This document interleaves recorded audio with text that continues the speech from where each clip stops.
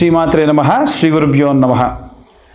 ద్వాదశ రాశుల వారికి ఆగస్టు నెలలో ఎలా ఉండబోతుంది, వారి యొక్క గ్రహ సంచారాన్ని బట్టి వారికి ఎలాంటి సంఘటనలు ఎదుర్కోబోతున్నారు, ఒకవేళ ఏ గ్రహాలు వక్రంలో ఉన్నాయి, ఏ గ్రహాలు ఉచ్చస్థితిలో ఉన్నాయి, ప్రత్యేకంగా ఆగస్టు నెలలో వచ్చేటువంటి గ్రహ సంచారాన్ని బట్టి బుధాదిత్య యోగం లాంటి యోగములు, అలాగే కాలసర్పదోషం ఉన్నటువంటి కాలంలో మనం ఉండడము, దీని వలన విశేషమైనటువంటి సత్ఫలితాలు పొందేవాళ్ళు ఉంటే విశేషమైనటువంటి ప్రతికూల పరిస్థితులు పొందేవారు మరికొందరు ఉన్నారు. అలా ఈ యొక్క ద్వాదశ రాశుల వారికి కూడా ఎలా ఉండబోతుంది, వారు ఎలాంటి పరిస్థితులని ఎదుర్కోబోతున్నారు, వారి యొక్క గ్రహ సంచారాన్ని బట్టి ఎలాంటి నియమ నిబంధనలు పాటించాలి, ఎలాంటి మంత్రం చదువుకోవాలి, ఎలాంటి దీపారాధన చేయాలి అనేటువంటి విషయాన్ని ఇప్పుడు మనం తెలుసుకుందాం. ప్రప్రథమంగా మేషరాశి. మేషరాశి వారికి సంబంధించి ఆగస్టు నెలలో ఎలా ఉండబోతుంది, అలాగే అసలు మేషరాశి అంటే ఏమిటి, ఈ రాశి యొక్క లక్షణాలు ఏంటి. మేషరాశి అగ్నితత్వ రాశి అంటారు, అలాగే భూతత్వ రాశి అని కూడా అంటారు. అయితే అగ్నితత్వ రాశి లక్షణాలు ఏంటంటే తొందరగా కోపం రావడం, అక్కడ అవతల వాళ్ళు చెప్పేటువంటి విషయాన్ని ముందుగానే వినకుండా మనకు అది నెగిటివ్గా అనిపిస్తే రియాక్ట్ అవ్వడం, ఒకవేళ పూర్తిగా అంటే కొంతమంది, అందరి గురించి కాదు, తొందరపడి మాట్లాడడం, తొందరపడి నిర్ణయం తీసుకోవడం, తొందరపడి కోప్పడడం, ఇలాంటివి చేస్తారు. భూతత్వ రాశి కాబట్టి ఎంత ఎదిగినా మళ్ళీ ఈ నేలను నమ్ముకొని ఉంటారు. అతిగా గర్వం అనేటువంటిది వీరికి ఉండదు. అంత గర్వంతో ఎప్పుడు కూడా ఈ మేషరాశి వాళ్ళు ఉండరు. ప్రశాంతంగా ఉండేదానికి ప్రయత్నిస్తూ ఉంటారు. కానీ అగ్నితత్వ రాశి అయిన కారణం వల్ల, కుజుడు రాష్ట్రాధిపతి అయిన కారణం వల్ల ఏమవుతుందనంటే కాస్త కోపం తొందరగా వస్తుంది, తొందరగా కోపాన్ని ప్రకటితం చేస్తారు. కాబట్టి వీలైనంత వరకు ఈ రాశి వారు పూర్తిగా అవతల వాళ్ళు చెప్పేది విని నిర్ణయానికి వచ్చి ఏదైనా సరే మీరు చెప్పడం ఉత్తమం. ఈ ఆగస్టు నెలలో ఈ యొక్క మేషరాశి వారికి సంబంధించి ఎలా ఉండబోతుందంటే 12వ ఇంట శని వ్యయస్థానంలో ఉన్నాడు. కాబట్టి ఏమవుతుంది, వ్యయస్థానంలో శని ఉంటే మనకు ఏవైనా సరే డివోషనల్ పరంగా ట్రావెల్ చేయడము, ఎవరైనా సరే మనకు అనుకోని వారు శత్రువులుగా మారడము, ఏదైనా సరే డ్యామేజ్ జరగడము, లాస్ జరగడము, ఇలాంటివి జరిగే అవకాశం ఎక్కువగా ఉంటుంది. కానీ శని ఉచ్చస్థితిలో ఉండడం వలన ఆ లాస్ని ఎక్కువగా కాకుండా చాలా తక్కువ మొత్తంలో జరిగేట్టుగా చేసి పక్కకు పంపించేస్తాడు. అలాగే ద్వితీయ లాభస్థానమైనటువంటి 11వ ఇంట రాహుగ్రహ సంచారం ఉంది. రాహుగ్రహ సంచారం ఉండడం వల్ల సొసైటీలో ఎవరితోనైనా సరే మంచి పరిచయాలు ఏర్పడడం, కొత్త స్నేహితులు అవ్వడం. ఎందుకంటే రాహు మత్తుతో కూడినటువంటి వాడు, ఎవరిని నమ్మాలో ఎవరిని నమ్మకూడదో తెలవనటువంటి సిచ్యువేషన్లో ఉంచేటువంటి వాడు. కాబట్టి మీరు బయటికి ఫ్రెండ్లీగా ఉన్నా మీరు మాత్రం పూర్తిగా నమ్మరు, ఎందుకంటే రాహు 11వ ఇంటి సంచారం చేస్తున్నాడు కాబట్టి.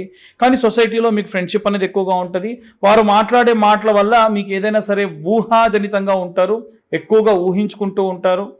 దశమ స్థానము, నవమ స్థానము, అష్టమ స్థానము, సప్తమ స్థానము, ఇవన్నీ కూడా ప్రశాంతంగా ఎటువంటి గ్రహ సంచారం లేకుండా మధ్యలో చంద్రగ్రహ సంచారం చేయడం వలన ఏవైనా సరే మీరు ఎక్స్పెక్ట్ చేసిన మేరకు మీ హైయర్ ఎడ్యుకేషన్స్ కానీ, లేదా కెరీర్లో మీరు అనుకున్నటువంటి విజయములు కానీ, ఏవైనా సరే వారసత్వపు షేర్ మార్కెటింగ్ సంబంధించినటువంటివి కానీ మీకు కాస్త డల్ అయ్యేటువంటి ఛాన్స్ ఉంటుంది.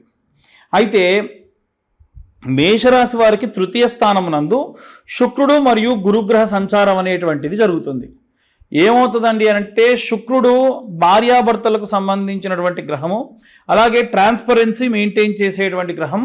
ఇప్పటి వరకు ఇంతకు ముందు నెల వరకు వృషభంలో ఉన్న శుక్రుడు ఎప్పుడైతే మిథునంలోకి వక్రంలోకి వచ్చాడో, అలాగే గురుగ్రహంతో కలిసి ఉన్నాడో, దానివలన ఏమవుతుందంటే వీరు చెప్పినా నమ్మరు, ట్రాన్స్పరెన్సీ అనేది మిస్ అయిపోతుంది, మీ మీద ఉన్నటువంటి ట్రస్ట్ అనేది లాస్ అవుతారు.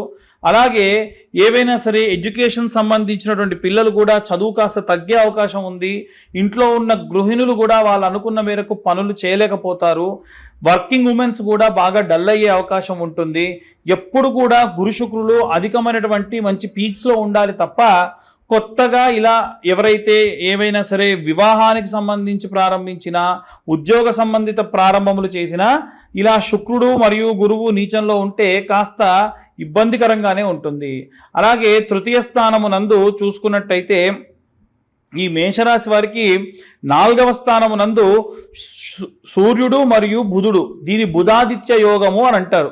ఈ బుధాదిత్య యోగం ఉన్న సమయం నందు రాజకీయపరమైనటువంటి పనులు కానీ, గవర్నమెంట్ ఉద్యోగాలు కానీ, వీటికి సంబంధించి ఖచ్చితంగా అనుకూల పరిస్థితులు ఉన్నాయి. కానీ ఏవైనా వ్యాపార సంబంధిత విషయాల్లో మాత్రం కాస్త ఇబ్బంది వచ్చేటువంటి అవకాశం కనిపిస్తుంది. ఎందుకంటే బుధుడు 4వ స్థానమునందు వక్రంలో ఉన్నాడు. 5వ స్థానమునందు కేతువు. 5వ స్థానం మీ ప్రేమ వ్యవహారాలు.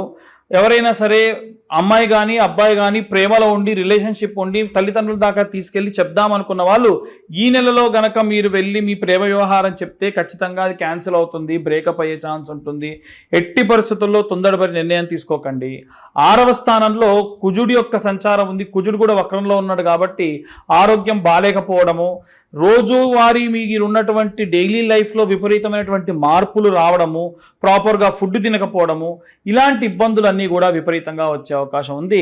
ఎట్టి పరిస్థితుల్లో ఆగస్టు నెలలో ఇలాంటి మిశ్రమ ఫలితాలు గోచరిస్తున్న కారణం వల్ల ప్రథమార్థము ద్వితీయార్థంతో పోలిస్తే ద్వితీయార్థం కాస్త ప్రశాంతంగా ఉండే అవకాశం ఉంటుంది. జంట నాగులకు ఎందుకంటే ఉన్న సమయం కూడా కాలసర్ప యోగానికి సంబంధించిన కాలము కాబట్టి జంట నాగులకి పాలుతోని, తర్వాత కొన్ని నీళ్లతోని, పసుపు గంధము కలిపిన పదార్థం జంటనాగులకు రాయడము, ఒక సర్పానికి 11 బొట్లు, ఇంకో సర్పానికి 10 బొట్లు పెట్టడము, అలాగే 21 ప్రదక్షిణాలు చేయడము, ఒక 2 కొత్త మట్టి ప్రమిదలు తీసుకొని ఆవు నెయ్యి వేసి దీపారాధన అంతా పూర్తయిన తర్వాత చేయడము, తక్కువ మొత్తంలో ఒక 10 రూపాయల పూలైనా, ఒక 10 రూపాయల పండ్లైనా సరే దేవుడికి సమర్పించడం, జంటనాగులకు సమర్పించడము, 21 ప్రదక్షిణాలు చేయడము ప్రతి మంగళవారం కూడా ఈ రాశి వాళ్ళు చేయడం వల్ల ఖచ్చితంగా విశేషమైనటువంటి సత్ఫలితాలు పొందుతారు. నేను చెప్పినటువంటి ఈ యొక్క రెమెడీలో పాలు చిన్న ప్యాకెట్, అంటే ఎటువంటి ఎంగిలి చేయనటువంటి వాటర్ బాటిల్, అలాగే పసుపు కుంకుమ గంధం కూడా తక్కువ మొత్తంలో ఒకసారి తీసుకెళ్ళింది అక్కడితో పూర్తయిపోవాలి. చాలా ఎక్కువ మొత్తంలో తీసుకొచ్చి వేస్ట్ చేయకండి. అలాగే ఈ యొక్క ప్రదక్షిణాలు చేసే సమయం కూడా 21 ప్రదక్షిణాలు చేయడం, ఇలా 5 వారాల పాటు చేయడం వల్ల ఏమవుతుందనంటే 21 × 5 105 అవుతుంది. ఆఖరి వారం 3 ప్రదక్షిణాలు ఎక్కువ చేయండి, 3 బొట్లు ఎక్కువ పెట్టండి.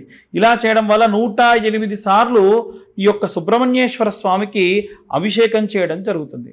కాబట్టి ఇవన్నీ కూడా మనం పూర్తిగా గోచార రీత్యా చెప్పేటువంటి విషయములు మాత్రమే.